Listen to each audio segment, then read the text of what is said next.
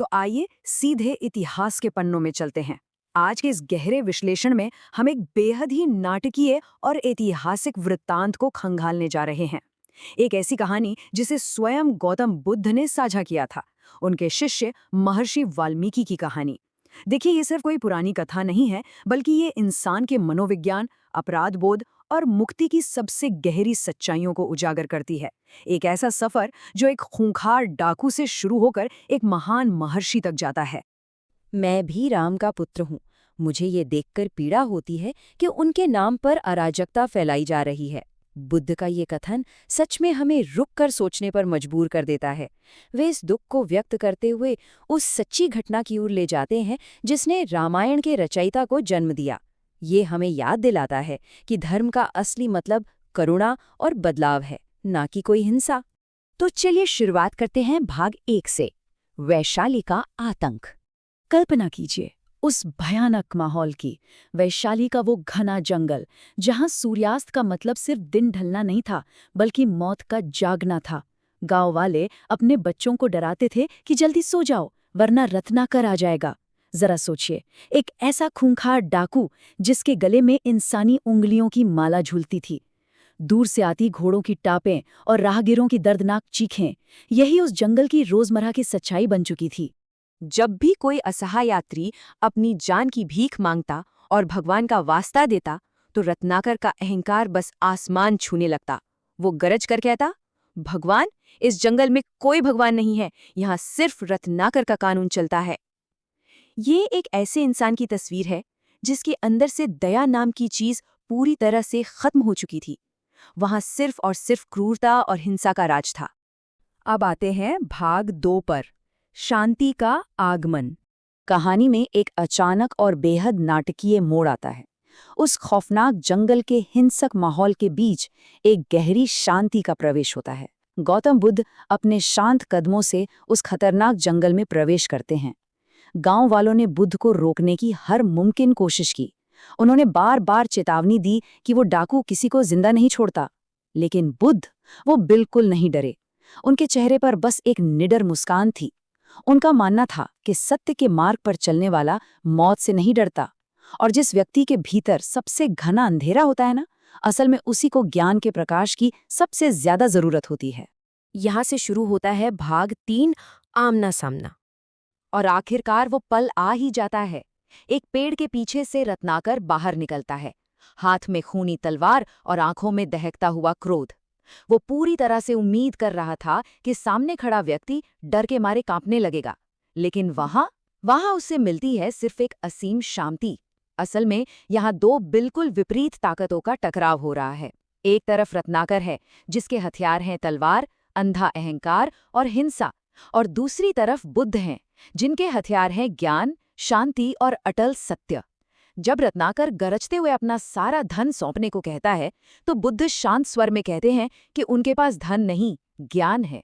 इस पर रत्नाकर मजाक उड़ाते हुए कहता है कि क्या ये ज्ञान उसके परिवार का पेट भरेगा? तब बुद्ध चुपचाप उसकी आंखों में देखते हैं और एक ऐसा सवाल पूछते हैं जो मानो समय को ही रोक देता है। वो कहते हैं, तुम जिनके लिए ये पाप करते हो, क्या वे तुम्हारे इन पापों के बोझ में भागीदार बनेंगे? सुनने में ये एक बहुत ही साधारण सा प्रश्न लग सकता है, लेकिन सच कहूं तो ये वो पहली और सबसे भारी चोट थी जिसने रत्नाकर के अंधे अहंकार की नींव को पूरी तरह से हिलाकर रख दिया। अब बढ़ते हैं भाग 4 की ओर, समर्थन का भ्रम। इस सवाल के जवाब की तलाश में रत्नाकर अपने घर की ओर पूरे आत्मविश्वास के साथ बढ़ता है। उसे तो पक्का यकीन था कि जिन लोगों के पेट भरने के लिए वो पूरी दुनिया से लड़ रहा है, वो तो उसके इन कर्मों में उसके साथ खड़े ही होंगे। हम में से कई लोग इसी भ्रम में जीते हैं, है ना? लेकिन सच्चाई कितनी कठोर हो सकती है, वो यहाँ देखने को मिलता है। उसकी पत्नी कहती है कि उसे केवल रोटी चाहिए थी, पाप नहीं। उसकी माँ कहती है कि उसने जन्म दिया है, पर उसके कर्मों का बोझ वो बिल्कुल नहीं उठाएगी।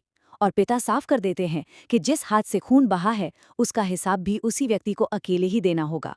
एक बहुत ही दर्दनाक एहसास। इंसान जिन्हें अपना समझकर पाप करता है, कर्मों का फल भुगतने के वक्त वही लोग सबसे पहले साथ छोड़ देते हैं। और इसी के साथ आता है भाग 5, टूटा हुआ अहंकार। यहाँ इंसान के मनोविज्ञान के एक चरम बिंदु को देखा जा सकता है। वो खूंखार डाकू जिसके नाम से पूरा जंगल कांपता था, आज अंदर से पूरी तरह बिखर चुका है।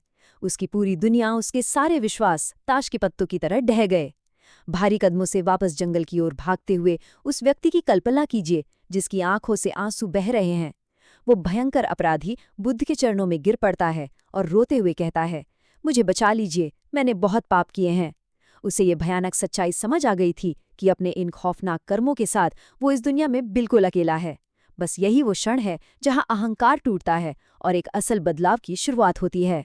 भाग 6 मरा से राम तक का सफर।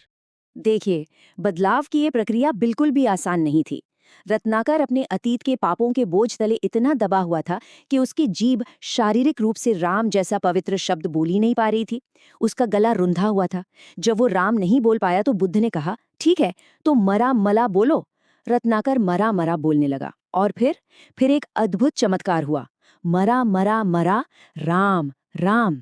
लगातार मरा मरा का जाप करते हुए वो ध्वनियां आपस में घुलने लगी और धीरे धीरे उस मरा से राम शब्द फूट पड़ा। ये लिटरली एक पत्थर दिल के पिघलने और एक नई चेतना के जागने की प्रक्रिया थी। भाग 7 महर्षि वाल्मीकि का जन्म। इस नाटकीय पल के बाद क्या हुआ? रत्नाकर का ये सफर यहीं खत्म नहीं हुआ, बल्कि ये तो बस एक नई शुरुआत थी। इसके बाद वर्षों की गहरी और कठिन तपस्या शुरू हुई। एक खून का प्यासा लुटेरा धीरे धीरे एक श्रद्धेय संत में बदल गया। नारद मुनि के मार्गदर्शन से उसी सुधरे हुए डाकू रत्नाकर ने महर्षि वाल्मीकि के रूप में महाकाव्य रामायण की रचना की। एक ऐसा महाकाव्य जो कर्तव्य, त्याग और मर्यादाओं की कहानी है और जो आज भी करोड़ों लोगों को सही मार्ग दिखाता है। एक ऐसा इंसान जो कभी लोगों की जान लेता था, अब आने वाली पीढ़ियों को जीवन जीने की कला सिखा रहा था। ये वाकई एक असाधारण विरासत है। अब तक हमने एक ऐतिहासिक और पौराणिक कथा को देखा, लेकिन आइए इस विश्लेषण को थोड़ा और गहरा करते हैं और इसकी मनोवैज्ञानिक वास्तविकता को समझते हैं। तो यहाँ सबसे अहम बात यह है कि समाज अक्सर अपराधियों के पैदा होने के बाद उन्हें कोसने में अपनी सारी ऊर्जा लगा देता है, लेकिन हम उन बुनियादी कारणों को नज़रअंदाज कर देते हैं, जैसे लालच, डर और भयंकर असमानता, जो एक इंसान को इस गहरे अंधेरे में धकेलते हैं। ये विश्लेषण हमें बताता है कि हर कठोर इंसान के भीतर कहीं ना कहीं एक टूटा हुआ इंसान छिपा होता है। जब व्यवस्थाएं कमजोर हो जाती हैं, तब समाज में जंगल का कानून जन्म लेता है। और सबसे बड़ी सीख, गलत रास्ते से कमाया गया धन या सुख इंसान को कभी सच्ची शांति नहीं दे सकता। इस पूरे वृत्तांत को इस एक शक्तिशाली विचार में समेटा जा सकता है। इंसान का मन तब तक गलत काम करता रहता है जब तक कि उसे अपने ही कर्मों पर सवाल उठाने के लिए मजबूर न किया जाए। ज्ञान की सिर्फ एक चिंगारी पूरे जीवन की दिशा बदल सकती है, और सत्य की एक गहरी चोट इंसान के सबसे बड़े दुश्मन, उसके अंधे अहंकार को चकनाचूर कर सकती है। इस विश्लेषण को समाप्त करते हुए ये कहानी एक बहुत ही गहरा सवाल पीछे छोड़ जाती है। जरा सोचिए, क्या समाज उस टूटे हुए इंसान को ठीक करने के बजाय, जो खुद सामाजिक असमानताओं की उपज है, केवल अपराधी को कोसने में अपना बहुत अधिक समय और संसाधन बर्बाद नहीं कर रहा है? क्या व्यक्तिगत जवाबदेही और सामाजिक विफलता के बीच कोई संतुलन है? क्या मुक्ति और बदलाव की ताकत को हमने सचमुच समझा है? ये एक ऐसा सवाल है जो हमेशा प्रासंगिक रहेगा, तो इस पर विचार जरूर कीजिएगा। इस विश्लेषण में हमारे साथ जुड़े रहने के लिए बहुत बहुत